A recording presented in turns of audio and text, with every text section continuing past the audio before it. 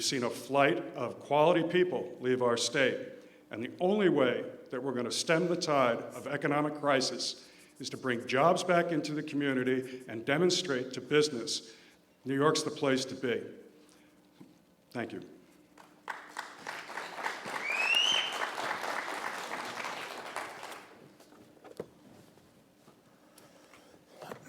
There are three areas I'd like to just review really quickly. Number one, to say that the money came from the Southeast Republican Committee literally the day before. It had $600. Then they must have hit the lottery or something, because the next day it had $94,000.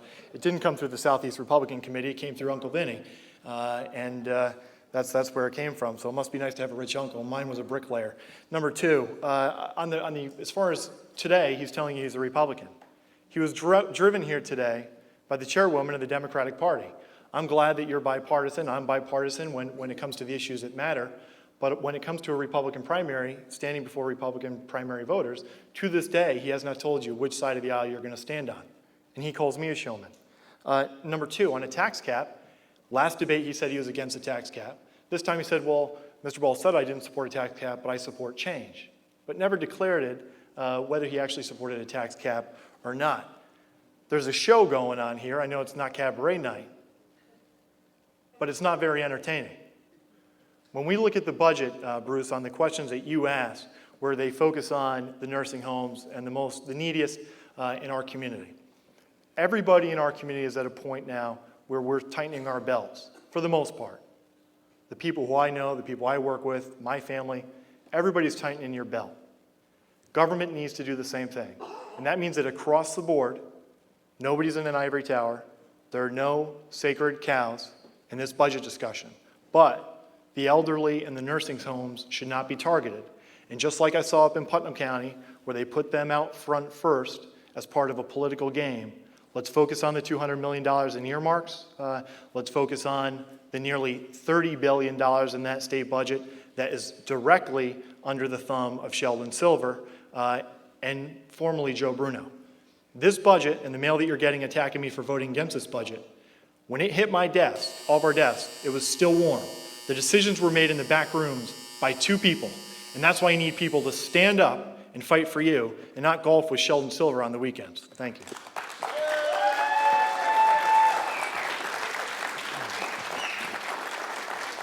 Are you on the Republican side of the aisle or Democrat? Okay, this is probably the longest question, but you'll understand why it takes a little bit of explaining. And it's about the bigger, better bottle bill, easy for me to say.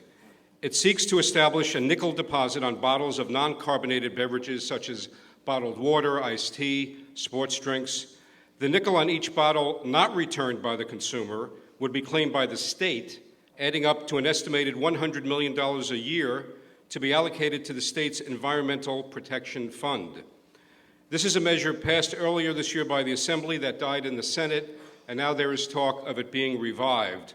Are you in favor of the bigger, better bottle bill? And Mr. Ball goes first. One of the comments made earlier is I had broken my promise on the no tax pledge. What I stated quite clearly up until that point was that I had voted against every single tax increase that had crossed my desk. The initiative that the Assembly passed, which was a circuit breaker bill, which I do hope, believe me, the Tax Cap Express has not stopped. We're going to continue to fight to make sure that the tax cap portion is also part of the circuit breaker. That bill, at that time, also had the millionaire tax in it, which affected 137 people in my district. The circuit breaker helped over 90% of the people in my district, and also passed a piece of legislation that will help keep seniors in their homes. We've lost 2 million New Yorkers. So that's a tough decision, but when you're in the New York State legislature, that's what you get paid the big bucks for, and I did indeed vote for that piece of legislation. On the bottle bill, this really is a money grab by those in the New York State legislature to take dollars from you. And I have met with many smaller retailers, even in this community, who are very worried about how it's going to affect them and increase their costs and lower their bottom line. Not only that, it is a tax. It's a hidden tax on the people in this room and throughout this district. So for those reasons, when a new bitter ballot bill comes to the floor, I will not support it, especially during these times. This legislature is addicted to spending. They will find every revenue stream possible and call it something cute to try to keep their mill going. You have 3 people in this state, and many times 2, who are in control of $130 billion. Rank and file members walk into that chamber with glazed eyes and push a green or red button according to what they're told to do.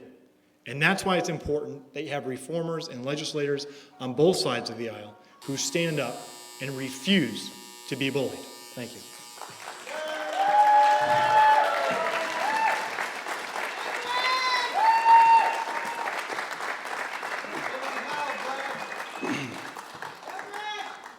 Listen closely to Greg's words.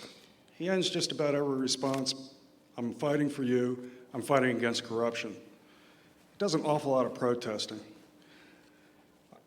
He says we're going to continue to fight. And yet, when he was in Albany last week, when he was called back after his two-month vacation, not one word of debate, not one statement on the floor in any discussion that took place in the circuit breaker tax bill considerations. The bigger, better bottle bill represents 5 cents, just like we pay on a 12-ounce or a 16-ounce soda. And the money is supposed to go to our environmental protection of New York State. Mr. Ball may not be aware of it, but in the 99th Assembly, the East of Hudson watershed fits over it like glove in hand. The MS4 laws that deal with stormwater pollution prevention are handed down from the federal government through the Safe Water Drinking Act and the Clean Water Drinking Act. This is stuff that we're all going to have to deal with, folks. And why not put it in a position where just 5 cents a bottle is going to go to that fund?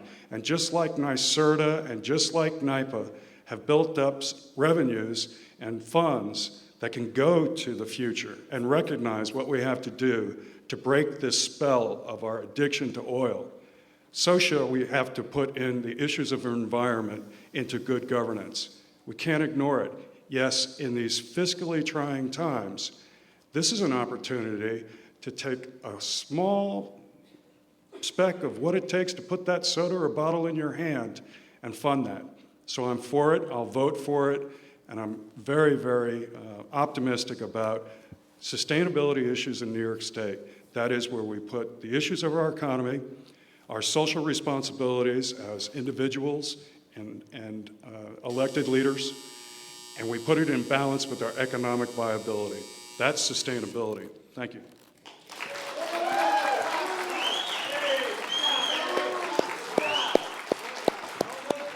Okay, we're up to question number 8. Mr. Degnan will go first. A sanctuary state, according to one definition, quote, limits its assistance to federal immigration authorities seeking to apprehend and remove unauthorized aliens, unquote. Another definition is that it is a state that, quote, affords all immigrants, including those undocumented, the same full and legal rights as citizens, unquote. Do you consider New York a sanctuary state? Mr. Degnan.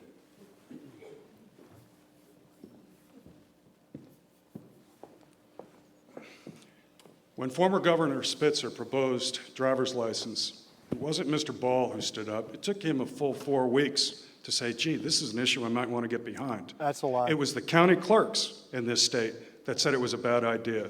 Political expediency by Mr. Spitzer to garner votes from offering driver's license to folks was shot down because he knew, the clerks in this state knew it would be a nightmare. It was our good Senator Vincent Lyle, the chairman of the Homeland Security Committee in the Senate, who said this can't stand either. So once again, when Mr. Ball gets up here and claims that he spearheaded this, recognize that he's known for claiming work of others.